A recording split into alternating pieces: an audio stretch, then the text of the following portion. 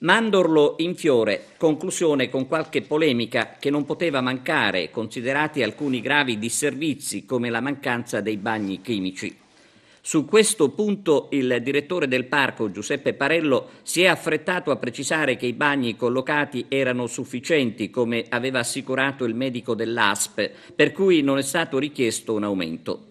Le polemiche comunque hanno tenuto banco anche per quanto riguarda il traffico e il solito comportamento degli autisti dei bus che ieri, quasi sotto gli occhi delle forze dell'ordine, hanno invaso con i loro mezzi la zona nord di Agrigento, creando dei seri pericoli per la viabilità, soprattutto dalle parti di Fontanelle, dove già nel corso della settimana il viale Sicilia era stato trasformato in area di sosta, ovviamente abusiva, dal momento che per i bus esiste un regolamento comunale che prevede il pagamento della tassa di stazionamento con delle aree appositamente riservate al parcheggio.